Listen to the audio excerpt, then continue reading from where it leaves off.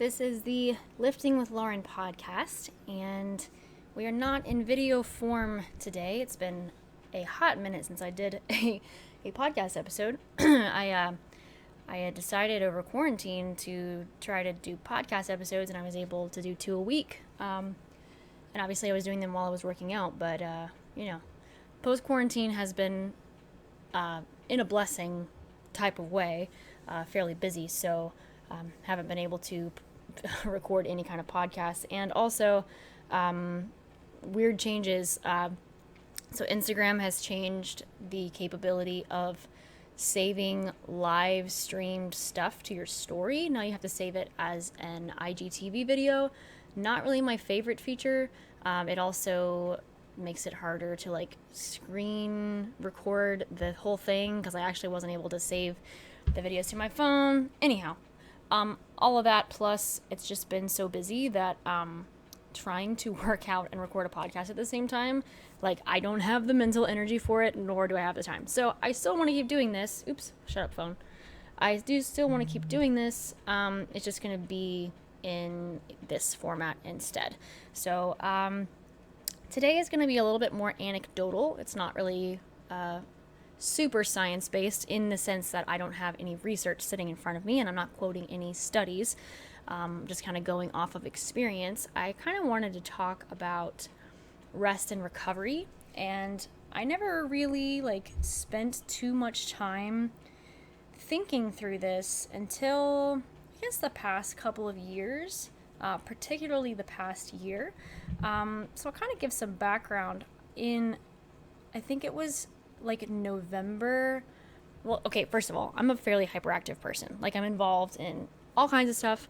We've got our own business running. We've got multiple facets in the same business. I run around like a chicken with my head cut off, not necessarily because I have a lot to do, but because I'm a busybody, which is something that I'm working on also. And I have a tendency to add in extra busy tasks, or at least I have the mindset that I am busy. For some reason, I live in the I am busy mindset as opposed to being more structured and living by that and living in the whole law of attraction thing. I am not busy. I am on top of what I'm doing. Anyhow, so that being in mind, I live in a very, what would that be, sympathetic state? I always get those backwards. But I am always hyped up, and I have a hard time turning my brain off. And whenever you run your own business, you do kind of, you get what I'm saying.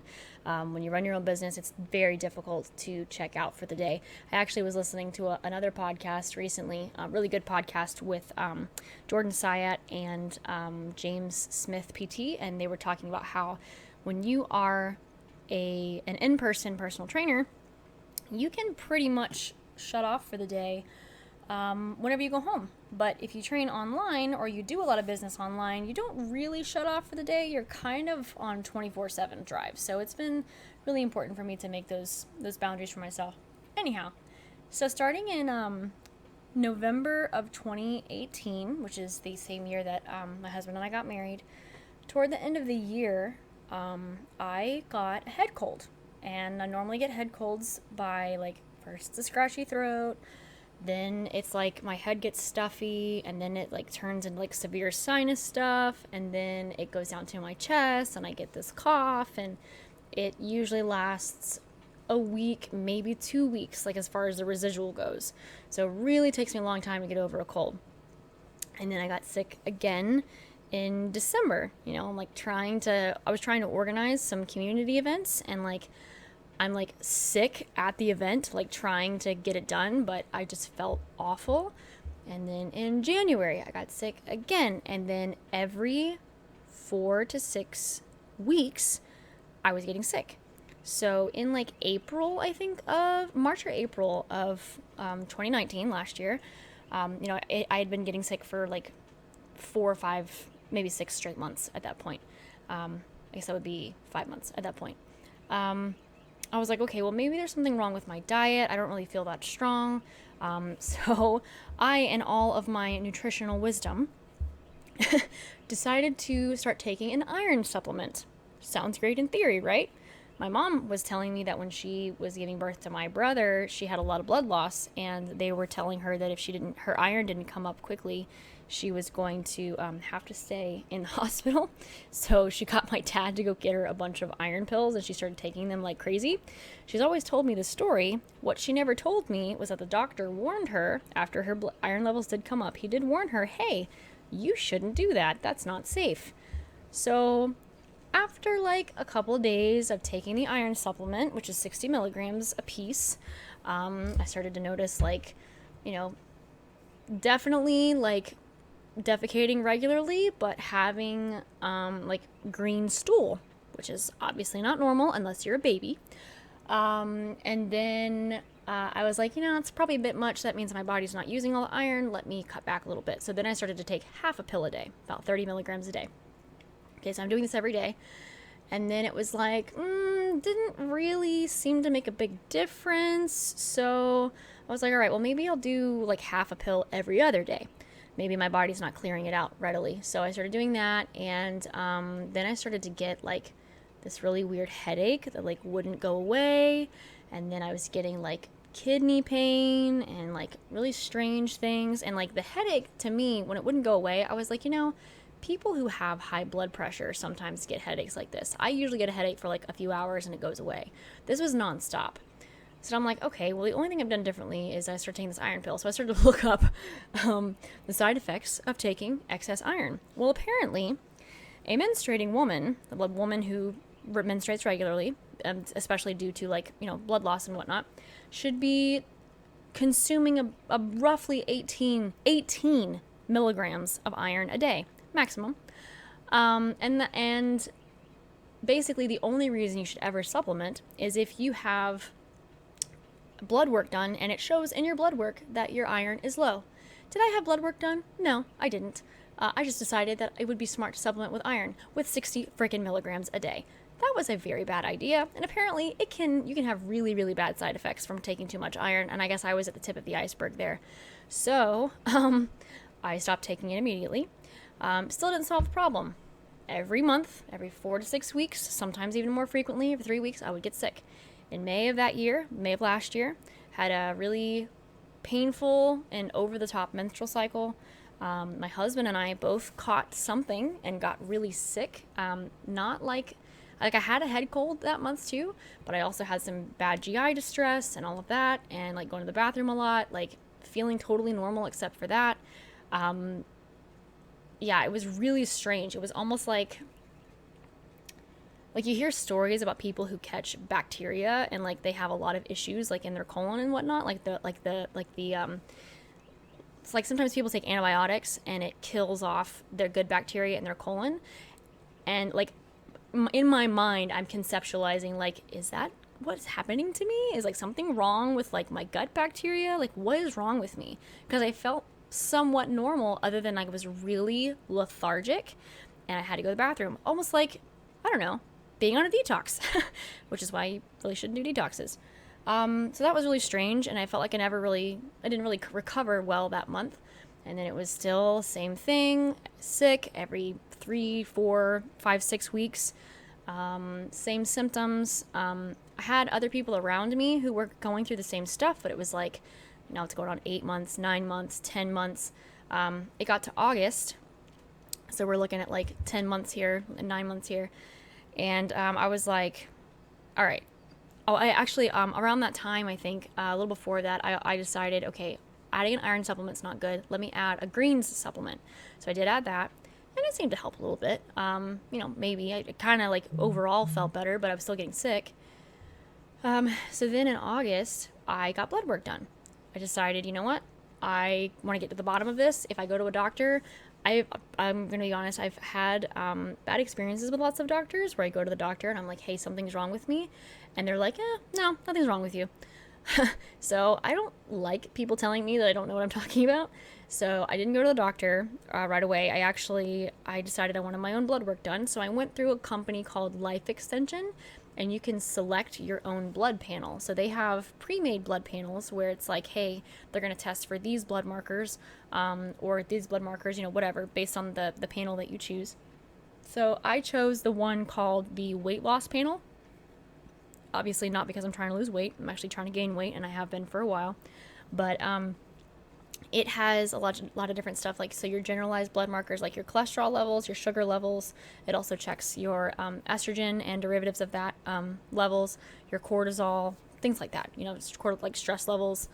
It also checks certain markers, like sometimes I can't remember the name of the marker, but there's one where it gets elevated if you've been sick. I was literally getting over an illness right before I got the blood work done. But anyhow, so I ordered this blood test. It was like $100 and something. I took the blood test. I took the orders with me, went to LabCorp, and they were able to do it right there. So I just bypassed insurance altogether and paid for it myself because I wanted it done. They gave me my results within, like, I think 10 days, and I looked at it. And according to what I was reading, overall, everything was like in the ranges, so it was all considered normal. But, having a medical professional look at it is a different story. So my cousin is a registered nurse. I had her look at it. Obviously, I'm like bypassing the system here. Had her look it over. She said, actually, you're really, really healthy. She said, and your potassium's really good too. So there was literally nothing in my blood work that signified, in her eyes, that there was something wrong with me, which, I'm not gonna lie, kind of ticked me off because I want to get to the bottom of this. I want to know why I keep getting sick. I don't understand it. Like, even my stress level indicators are not high. Why would they not be high if it is a stress related thing? Because that's what started to surface in my mind.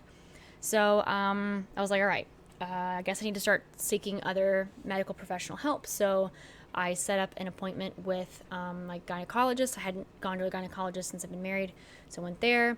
She checked me out, had me take care of a couple things, so a couple medications, things like that. But other than that, no issues. So that's August, and then September, got sick again, October, November, December, January, every month like clockwork. And then I think in February I got sick twice. And at the same time, especially starting in November, there were a lot of our clients and students who were getting like really, really sick. They were getting some really weird like flu variation where they had like really bad earaches and whatever. It doesn't really sound like it was coronavirus, even though a lot of them think that it was. I think it was something else, and some people are suggesting maybe it was like H1N1, which they don't test for right now. But they all got this really weird flu bug where they had some bad earaches and all kinds of crazy like lung stuff. It was almost like pneumonia in nature. So it made me think, maybe I have walking pneumonia and I don't realize it. Like, I get this heaviness in my chest, whatever. One thing I did start to realize at the beginning of this year and end of last year is one thing was that I definitely take in too much caffeine. Getting like a little bit jittery, and I was like living in that state where I was constantly jittery. That didn't help. I've had heart palpitations in the past, but they come infrequently. And then it was getting to the point where it was like a tightness like in my lungs and in my chest, which was the reason I was like, oh my God, maybe it's walking pneumonia. I don't know. But then I was like, well, maybe it is the excess caffeine. I mean, when I was in high school, I actually avoided caffeine altogether. I actually was afraid that the caffeine was giving me acne breakouts. I don't know that there's actually any research to prove that, but that's what I thought. So I never drank caffeinated drinks when I was in high school. If my friends and I would go out, we would actually go, and I would usually get like a Sprite or something because it's decaffeinated, or I'd drink sweet tea because it has very little caffeine. I had avoided it for so long, and then ever since I've been lifting, I've been taking pre-workouts, and then past year or so, I'll drink like an energy drink, like a Bang Energy, which is like 300 milligrams of caffeine, whatever. So this year I was like, okay, maybe the caffeine is a little bit high. So I started to cut back on that, decided to not buy pre-workouts anymore, trying to like get away from that. I started doing Gatorade, and I started supplementing with creatine instead. So Gatorade and creatine are my pre-workout things. I also began to realize like that, obviously I know that I'm not eating enough, and on certain days I would log my meals, and on really bad days I was only getting in 700 to 900 calories. I mean, I was just that much of a busybody that I was getting in next to nothing. Now granted, there is obviously a margin of error there, and I always tell this to my clients, there's a chance that I was missing some stuff in my logs, but the numbers were pretty low, and I'm a very active person, so that's really low. So there was that, and I think not taking in enough food, I also realized that obviously energy levels plummet. So if I don't take in enough food, then I get really tired. If I get really tired, I want to take in caffeine. Keep in mind too that caffeine is an addictive substance, and I cannot say with certainty that I necessarily have an addictive personality per se. Some people are genetically more addicted, more of an addicting type person than others. But I have had little personal background. I've had addictive, what would the word be? Tendencies in the past. I had some issues with codependency, which is a type of addiction, and I actually went through a 12-step program on my own. I didn't get to go with a group or anything, but I did go through a 12-step book because I realized that that's an issue of mine. So if you don't know what codependency is, go look it up. It's got some crazy characteristics, but part of it is being a control freak. So I know that there are some things there. Now, granted, caffeine is a physical addiction. And codependency is like a mental emotional addiction, but still, they could both fall in the same person. Anyhow, that was a rabbit trail. So I realized that caffeine is definitely something that I was having some addictive tendencies toward. I felt like I had to have it even though I didn't. So what I started to do instead was try to make sure I get in enough to eat, basically like a normal healthy human being would do, like a personal trainer should know how to do. So I started making sure that I had snacks, making sure that I had, my meals at the right times, and also taking in snacks on our karate training nights. That's been a big thing, is like 4 hours back to back of teaching or training. It's a big drain on your system. So having snacks has been very vital for me there, and it's prevented me from having to fall back too much on caffeine. So all of that to say, when quarantine started, obviously everyone went into quarantine because they didn't want to catch coronavirus. I had been sick so much over the past 14 months that I was just like, it ain't nothing but a thing.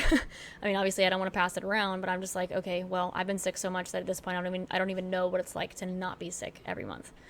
And over those 8 weeks, I didn't get sick. That was what was the end of March when we closed down? It's now July 2nd, 2020. And I haven't gotten sick since then. I've had headaches. I've, had my nose run a little bit. I've had you get little infected sinuses here and there, like nothing major, especially living in Florida and things blooming. But I have not actually been full out ill since then. So I'm like, okay.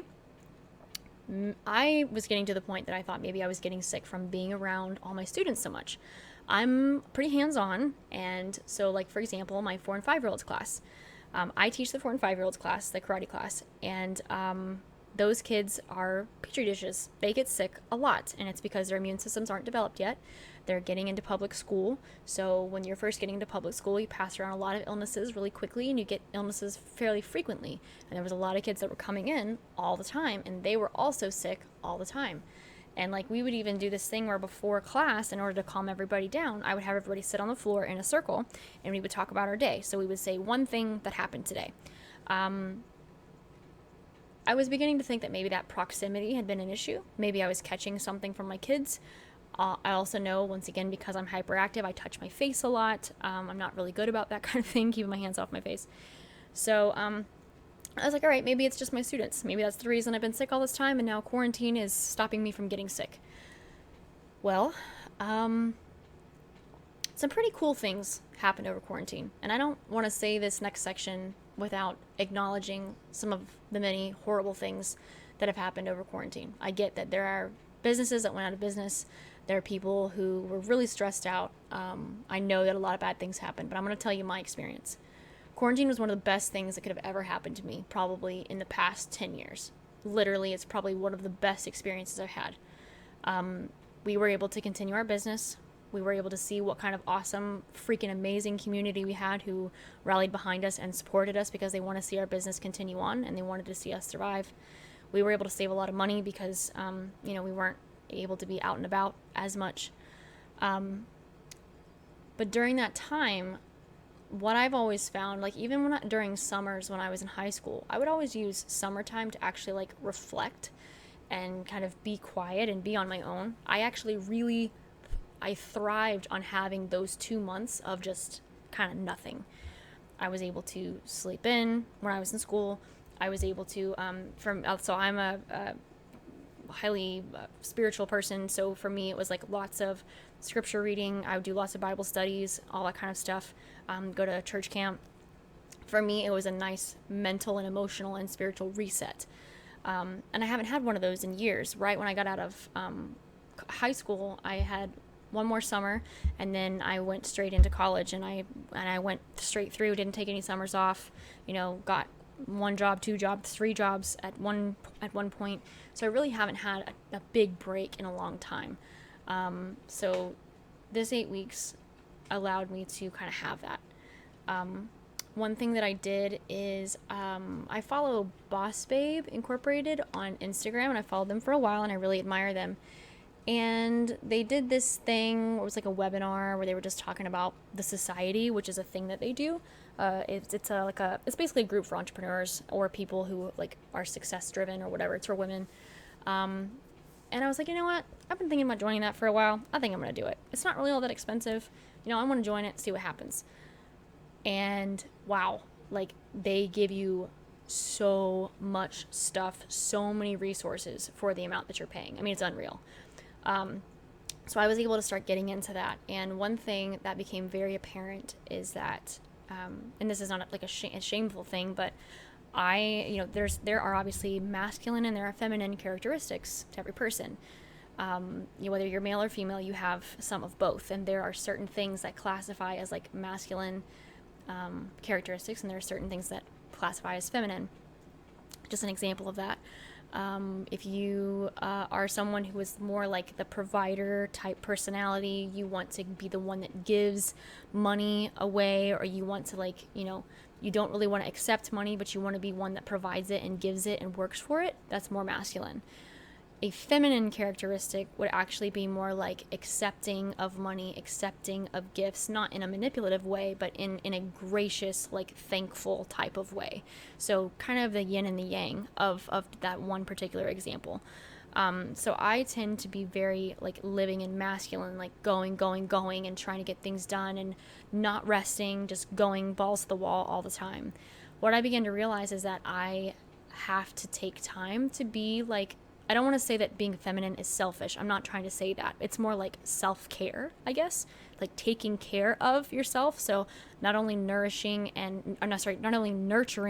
others, but also nurturing yourself. That's more feminine.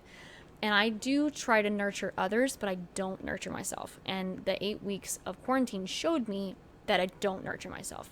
I was able to take a step back and, I'm very like detail oriented. Like I live in all of the details and all the busyness, and that's part of the reason why I have that mindset. Like I am busy, I have to do stuff.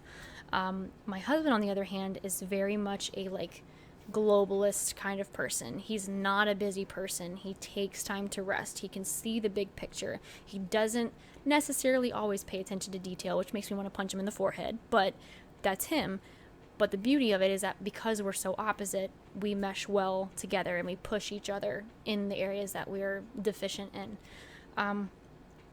Being able to be part of this group that I joined kind of showed me how to take that step back. I'm never going to fully, my brain is never going to function fully in that way. But being able to take that step back and take a look at my life and take a look at what's going on, giving myself that bird's eye view actually helped kind of calm me down. And it's taught me how to create structure for myself and how to weed things out that don't need to be there.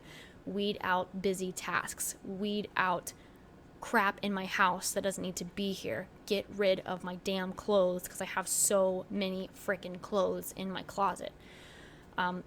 That sounds trivial to some people, but to me it is like monumental, because I was getting to the point over the past few years with being an entrepreneur, with not knowing how to build my business, with having no one locally that has gone before me, with feeling somewhat like a pioneer, but also like I'm completely alone. It's been overwhelming.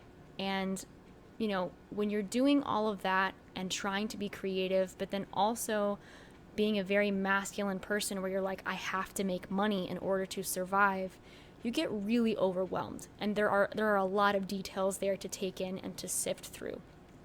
And I realized that my physical environment, my mental environment, my digital environment, everything was so cluttered, literally so cluttered with crap, that it was stressing me the hell out. That is just way overwhelming. There's too much stuff. My life is not simple enough. I am good at a lot of things and I want to be involved in a lot of things. But what I realize is that unless I can streamline, structure, schedule, and simplify what it is I am involved in, I will never get to enjoy the whole point of this. And my husband reminds me of this constantly. The whole point of this whole thing is to be able to have a life that I enjoy, to create deep relationships with people, and to be able to spend time with my husband, like to actually spend time with him. I actually wrote this down. I'm going to pull it up real quick, see if I can find it here. Where did I put it?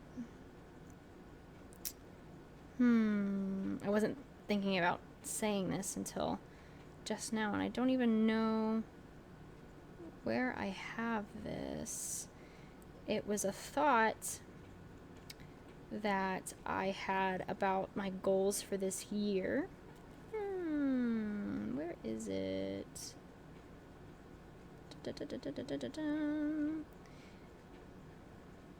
Look for just one more second here, see if I can find it, because it just kind of popped in my head real quick.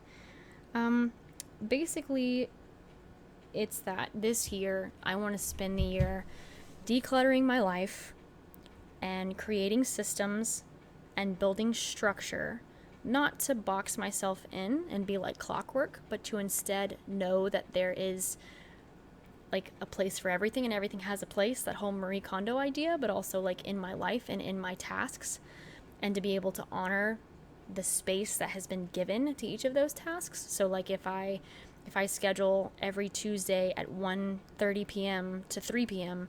to work on social media, that's what I do on Tuesdays at 1:30 p.m. to 3 p.m. Now, if for some reason I don't get to do that, then I know exactly which task did not get completed. I don't have to sift through my brain to find it. I know what it was because I know that during that time I was doing something else, and that's the time that was allotted for that task.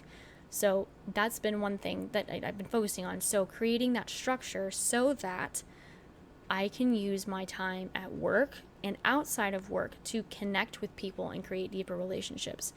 I've been such a busybody that I really haven't done that. I really have not been that great at creating deep relationships with people. I'm good at like saying like, oh, how are you? And like asking questions, but not really engaging with people. And I realize I've been a little bit fraudulent in that way. So I decided that this year that's the goal.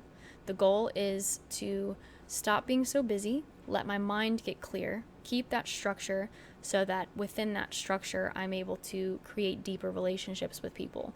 I realize I also have a problem with my memory. I don't remember things well, and it's primarily because I don't slow down. Because I don't slow down enough for anything to even go from short-term memory to long-term memory. So a lot of things all kind of wrapped up, but all of that kind of became clear to me over quarantine. And do you know, like I said, since then, I've not gotten sick. And I feel like after like week 2 and realizing that it was going to be a while before we were able to open, that buzzing that I was getting in my chest all the time from constantly like being turned on and like wired and ready to go, that buzzing actually like went down.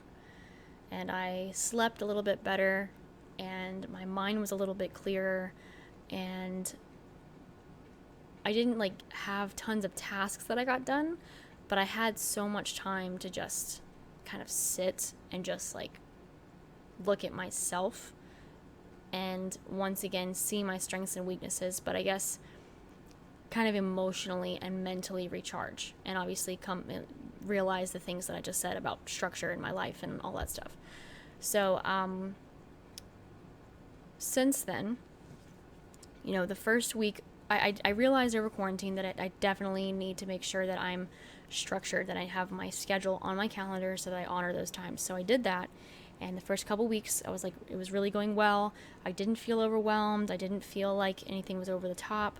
And then there was some local stuff that I had to be involved in, and I really, really got stressed out, really got overwhelmed, and it sent my, I can't say my cortisol levels because obviously I didn't have blood work done, but it sent my stress levels through the roof, and it was really hard to come down from that. And it's been about a month since then, and it's been really hard the past month to come back down from that high stress level. Especially like even this week, really, really hard. So one thing that I've implemented over the past month is, in addition to keeping my structure, I have structured in rest times for myself. So I decided to schedule lunch breaks. So I put a lunch break in the middle of each day, and I've never had a lunch break before. Never had a job where I had to have a lunch break because I've only had a couple of jobs, and they were either at weird hours or I was self-employed, so I made my own hours. I decided to, once again, honor that time, give myself a lunch break, and during that lunch break I can do whatever I want. I just can't work. Had a hard time with that over the past week and a half, but before that, like the first week and a half of doing it, I did a better job of it. So I'm able to work out, I'm able to eat lunch, I can look on my phone, I can do whatever. But I've got that lunch break scheduled in, and it's just like, once again, a recharge in the middle of the day to calm me down, to make sure my mind is right so I can get ready for the second half of the day. That's one thing I've done. The other thing that I've done is to make sure that I get enough rest at night. I try to limit my social media use, plus social media is no good right now anyway because there's too much crazy stuff going on, and it was really stressing me out. So I had to get a new phone, and I realized on my new phone I can set app timers. So you can actually go into your settings. It's called like a digital wellness or something. You can go in and set timers on your phone, and it will not only monitor your general screen time, it monitors how long you use each app. So if you set a timer on the app, once you reach the limit of your screen time, the app shuts off. It turns gray. And the only way that you can get more time is you either, it gives you an option whenever it starts to run out. This is on an Android phone. If it runs out of time, you do have one time you're allowed to add extra time, or after that, you have to go into your settings to do it, which obviously doesn't take that long, but it is an extra step, and it's also extra accountability to remind you, hey, dummy, you've been on your phone too long. So I have been using those, and if I use up all my social media time, the good thing about that is at the end of the day, or end of the night, I can, but I choose not to turn off my timer and instead sift through social media. Instead of shifting through social media the whole time, I just go to sleep or journal or do something else, something that's a little bit more like relaxing and will help me to go to sleep. So those are a couple things that I've implemented. I didn't really feel so great last weekend. I was getting that really stressed out, like starting to get buzzy again, starting to feel kind of ill. Didn't really get a full-blown illness. This week was not really the best week, really stressed out. But last night and this morning, I kind of got reminded of like, okay, during that 8 weeks of quarantine, I didn't get sick. I felt really good. I was mentally and emotionally recharged. I need to hold myself accountable and make sure that I am providing the time for myself to do that. Providing the time for myself to recover, to step away from work, to step away from the craziness, to stop making myself so busy, so that I can take care of myself, so that I can watch my nutrition, so that I can get in my workouts. And I feel like I'm doing a lot better at all of that. So anyway, just telling a really long story. My husband's taking a nap. That's why I'm speaking really quietly. So telling a really long story just to kind of reiterate, take care of yourself. I'm still working on it. I'm not the best at it. I watched my mom her whole life, not really. She's still this way. She does not take a rest break, and I don't really want to be the same way. I want to make sure that I'm taking time for myself, for my husband, for myself, taking care of myself.